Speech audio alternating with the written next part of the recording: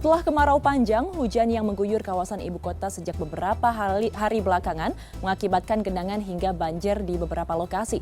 Tercatat total ada puluhan RT terendam banjir yang tersebar di Jakarta Selatan, Jakarta Barat hingga Jakarta Timur. Lalu bagaimana langkah antisipasi menghadapi potensi banjir di Jakarta? Telah bergabung bersama kami Isnawa Aji, Kepala Pelaksana BPBD DKI Jakarta. Pak Isnawa, selamat sore. Terima kasih atas waktunya.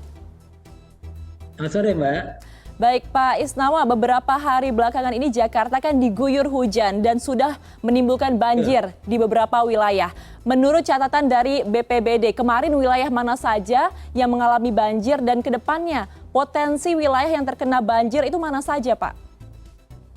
Ya, makasih Mbak Ayu. Jadi begini, kami di BPBD DKI Jakarta, kami sudah memetakan ya dari 267 kelurahan di DKI Jakarta, ada sekitar 25 kelurahan yang menurut kami adalah lokasi rawan banjir dan genangan. Kebanyakan dari 25 kelurahan itu adalah kelurahan yang wilayahnya dialiri oleh sungai, seperti misalnya di Ciliwung, Pesanggerahan, Mokovar, dan lain-lain. Nah, biasanya apabila contohnya ya di Ciliwung, apabila di Katulampa terjadi siaga 2 atau 1, pasti dalam kurun waktu 7 sampai 8 jam akan ada kawasan-kawasan yang terdampak dari ketinggian air tersebut. Misalnya kawasan Jatinegara, Kalibata, Rawajati, Kebon Baru, dan sekitarnya. Artinya kita sudah memetakan ada kelurahan-kelurahan yang memang akan mengalami peningkatan intensitas air pada saat cuaca ekstrim. Mungkin di hulunya ataupun di atas kota Jakarta pada saat terjadi hujan dengan intensitas yang lama dan lebat. Kira-kira gitu, Mbak Ayu. Baik Pak, kemarin kan juga sempat dikabarkan ada puluhan RT yang terkena dampak dari banjir ya. Nah, saat ini di hari ini kan belum ada hujan kembali, tapi kalau saya lihat prediksi cuaca nanti sekitar malam akan ada hujan ringan seperti itu. Nah, untuk kondisi dari tempat-tempat yang kemarin sempat tergenang banjir, apakah semuanya sudah surut atau masih ada wilayah yang tergenang? Ya, BPBD DKI Jakarta, Mbak Ayu, kami terus merilis ya setiap maksimal 3 jam perkembangan lokasi-lokasi RT RW mana yang mengalami peningkatan dampak dari hujan lebat ataupun banjir. Kemudian setiap 3 jam lagi kita akan mengupdate lagi mana daerah yang mengalami perluasan banjir, mana daerah yang sudah surut. Contoh kemarin pada saat Sabtu terjadi hujan yang cukup lebat, itu di Minggu malam jam 00 itu hampir semua wilayah sudah surut di 47 RT. Kira-kira gitu demikian, Mbak. Oke, jadi untuk hari ini sudah surut seperti itu sebagian besar wilayah ya Pak? Semua. Oh sudah surut semua, baik.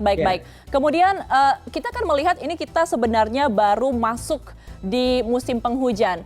Masih panjang sekali musim penghujannya, nanti debit air juga akan semakin bertambah. Lalu apa langkah antisipasi yang dilakukan oleh BPBD menghadapi potensi banjir di DKI Jakarta, Pak? Ya Mbak Ayu, jadi dalam penanganan banjir Jakarta tentunya kami tidak bekerja sendiri ya. Kami dibantu oleh organisasi perangkat daerah yang lainnya seperti Dinas SDA, kemudian ada Dinas LH, Dinas Kesehatan, Dinas Sosial, Satpol PP, Damkar, dan lain-lain. Contoh adalah teman-teman kami dari Dinas SDA. Sepanjang tahun mereka terus melakukan berbagai upaya untuk melakukan upaya mengantisipasi datangnya musim penghujan dan banjir. Misalnya melakukan normalisasi, penurapan, membuka embung-embung lagi, kemudian waduk, situ, danau, semuanya terus dipersiapkan. Termasuk juga kita mungkin mendengar ada istilah sodetan Ciliwung dan pembebasan 2 waduk di hulu, yaitu di Sukamahi dan Ciawi di daerah Ciawi Bogor. Jadi itu adalah langkah kita untuk melakukan antisipasi.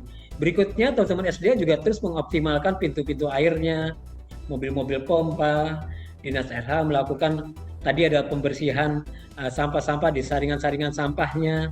Semua camat, para wali kota, lurah terus bekerja sama mengajak warganya melakukan kegiatan kerja bakti, membersihkan lingkungan misalnya. Nah, itu semua dilakukan terus oleh seluruh stakeholders yang ada di Pemprov DKI Jakarta. Nah, kami BPBD, saya perintahkan jajaran saya di 1 bulan terakhir ini melakukan pengecekan sarana prasarana seperti perahu karet, perahu PE, ringboy, kemudian tali tambang, senter, dan lain. Artinya kita mengecek kesiapan di 267 kelurahan untuk mengantisipasi datangnya musim penghujan dan banjir. Demikian, Mbak Ayu.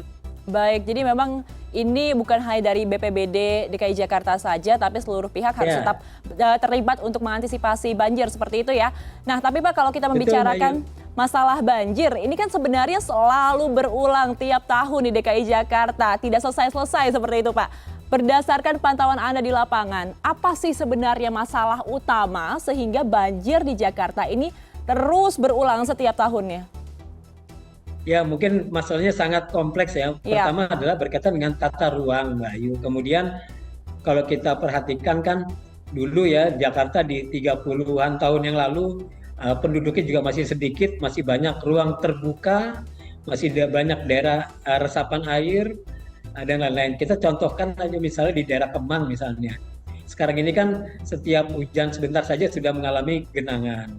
Dulu mungkin ada sungai di sana, itu Kali Mampang misalnya, dulu diameternya cukup luas, kedalamannya juga lumayan dalam, bisa 1 sampai 1,5 meter. Sekarang kalau kita lihat sudah kondisinya semakin mengecil dan dangkal. Apabila terjadi hujan dengan intensitas lebat dan lama, pasti akan banyak terjadi genangan-genangan di kawasan-kawasan itu, termasuk bisa di Pondok Karya Mampang, di daerah Cipulir, Pesanggerahan, dan lain-lain. Dan kita juga tahu sekarang sangat sedikit sekali ruang terbuka hijau yang ada di Jakarta, makanya Pemprov DKI Jakarta sedang mengejar angka 30% untuk bisa memenuhi ketentuan ruang terbuka hijau itu. Nah, kita harapkan nanti banyak bangunan-bangunan yang harus segera menyesuaikan dengan penataan tata ruang DKI Jakarta, sehingga kita ke depan bisa melakukan pembenahan-pembenahan dalam mengantisipasi banjir. Kira-kira demikian, Mbak. Berarti PR-nya memang dari hulu ke hilir ya, tidak bisa di satu tempat saja. Betul. Baik, Ya. Pak Himawan, terakhir, apa himbauan bagi masyarakat dalam menghadapi masa peralihan memasuki musim penghujan ini supaya kita bisa meminimalisir potensi dari banjir yang terus terjadi di DKI Jakarta terutama? Ya, Mbak Ayu, kita di BPBD mengenal ada istilah kenali bahayanya, kurangi risikonya.